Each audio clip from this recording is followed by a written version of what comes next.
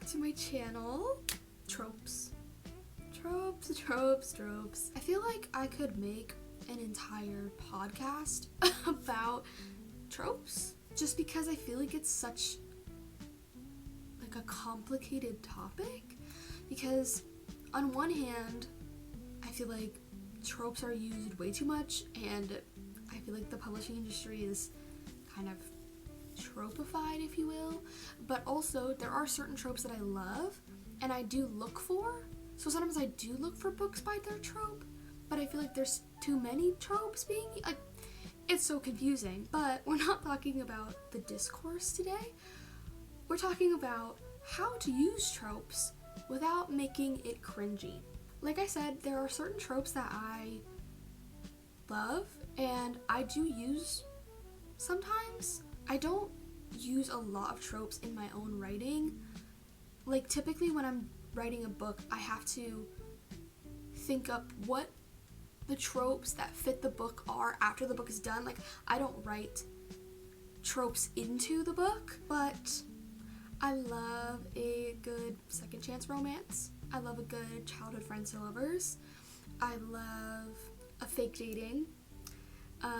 There's lots of tropes that I love and I'll probably use one day, and a lot of writers do use tropes in their books, which is totally fine.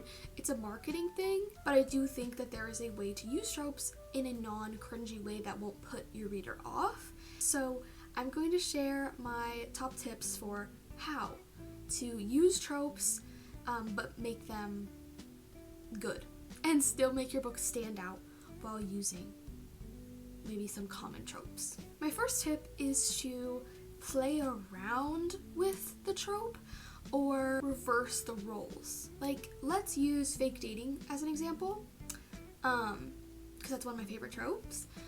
Instead of doing like a maybe more cliche these days workplace rivals fake dating thing, maybe do like a book about celebrities who have to do a PR relationship, because that's still fake dating. A PR relationship is still fake dating technically, and so they have to pretend to be in a relationship, and they're both public figures, which automatically adds tension to the plot. And also I feel like that helps the book stand out.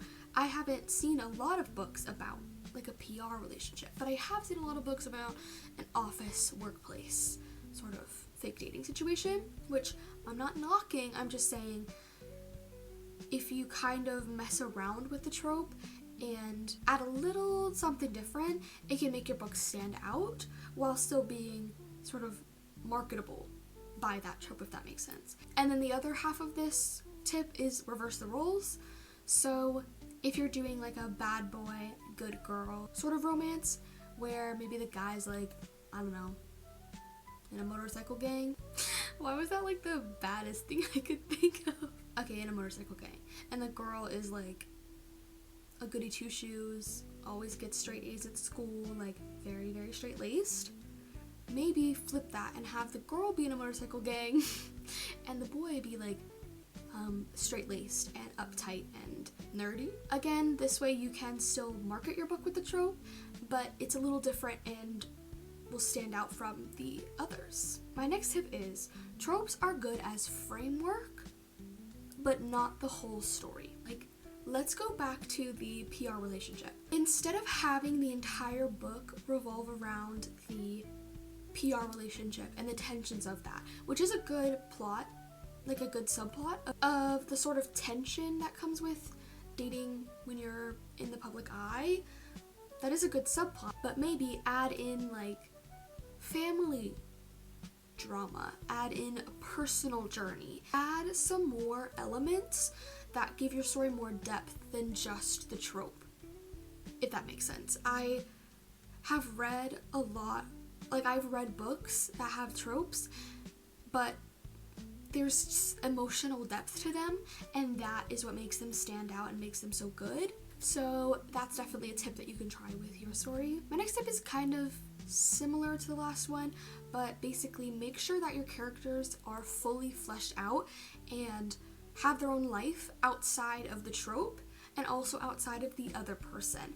I think a lot of the time in romances and rom-coms, I see way too often the characters are like written for each other. They're written to date each other, and that's just not as interesting, in my opinion, as having characters that are fully fleshed out and have their own lives and dramas, and they make a relationship work, you know, and kind of maybe add something to each other's lives, but they're not each other's entire life, if that makes any sense. Like, again, with the adding some family stuff, adding some personal journey to avoid your book being so just shallow and tropified. Give your characters some depth and a life of their own. Like, something that I like to think about when I'm writing a couple is if I had to write like a little maybe short story or novella about this character's life and it did not involve the other person, would it be interesting? Do they have enough going on that, like, if it was literally just a story about them, would it be interesting? It doesn't have to be the most interesting, because obviously I think a story with multiple characters probably has more conflict than a story with one character, but like, if I had to write a story about just them, do they fully stand on their own and have their own life and their own drama and their own daily routine and their own dreams and plans for the future, and like, are they a fully fleshed out character? That would be sort of entertaining to read about if there was not romance in it. My next piece of advice is sometimes acknowledging that you know that the book is tropey and that it's kind of stupid works. I kind of love when like a rom-com or just a book in general is self-aware of like how kind of dumb it is. Rom-coms are fantastic and you can write a really good rom-com, but I'm just saying, like, the idea of two people having to fake a relationship is so dumb. I think if you maybe have some fourth wall breaking, some jokes, some humor, about how maybe the characters are aware of how dumb it is, that can sometimes work. Like, one of my favorite rom-coms of all time is Better Than the Movies. Basically, if you have not read that book, you should.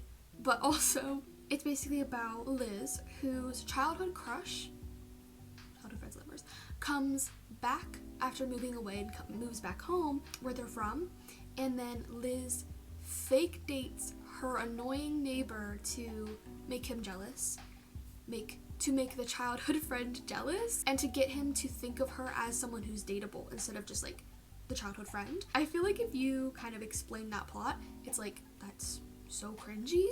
But the thing is that Liz loves romance movies. She's obsessed with them. She imagines her life as a rom-com. She loves putting on a song and like walking into school, and she imagines she's in a movie.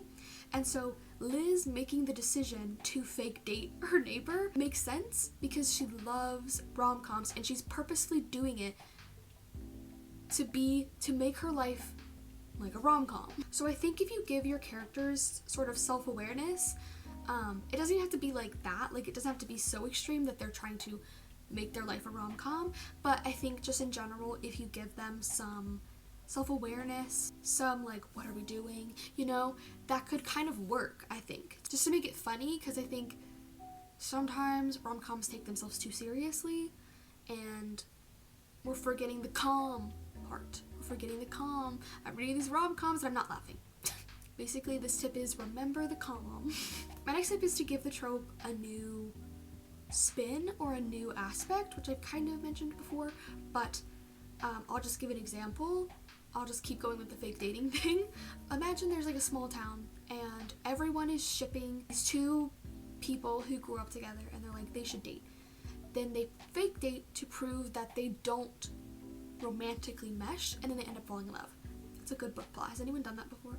Instead, what about an entire town thinks two people are sworn enemies and hate each other and like are so opposite, and then the two characters fake date to prove them wrong because they're both stubborn. They don't want other people to like see right through them or whatever, so they pretend that they're in a romantic relationship just to like piss everyone off. So just kind of like twisting the trope a little bit can create a more interesting and unique plot. which I'm sure someone has done the second plot before, but you know what I mean, it's less common than just fake dating, because they're like, oh, everyone thinks we should date, so we should date to prove that they're wrong, or just get it over with. I feel like that's a lot more common than everyone thinks that we hate each other, let's date to make them angry. I feel like that's funny. And then that's kind of the self-awareness, because they're kind of like, this is a ridiculous plan, and I feel like that could be really funny. My last and final tip is write down what you don't like about a trope, or what you find cringy about a trope, and then change those things or don't include them. So let's use fake dating again, because that's just what I'm doing in this video, I guess. What I don't like about fake dating, I feel like a lot of the time in fake dating, they kind of fall in love too early. Like, I need more of a slow burn. Okay, so write that down. Need more of a slow burn. What else? Sometimes when I'm reading fake dating, I wish there were more moments where they were like pretending to be a couple and then they were feeling things. I wish there were more moments like that. I feel like there's sometimes just one or two, and that's like the feelings realization, but I just wish there was more. So kind of still along the same lines of slow burn, but I wish there was like a scene where they're in a group of people and character A is like tells character B to sit in their lap or something because they're pretending to be a couple, and then they both are like, oh my god, they're sitting in my lap. Like, I love those moments of like the tension and the like, I can't be feeling like this, but I am, you know, love that. So write that down, more tension moments, and so on and so forth. Just kind of identify and write down what is maybe not your favorite about the trope, or what kind of makes that trope cringy, or maybe overused plot points in that trope, and then that way you can really lay it all out and identify the trope's weaknesses and mix it up. Yeah, that is all the tips that I have for today. I hope that this video was helpful. Please like the video if you did enjoy it. Comment down below your thoughts on tropes, the tropification of books. Comment any tropes that you love, tropes that you're using. Let's just talk about tropes in the comments. Also, let me know any videos you want to see from me, any tips and tricks videos you want me to make, any vlog ideas, whatever, just anything. Please subscribe if you have not already. But yeah, thank you so much for watching, and I hope you have a really great day.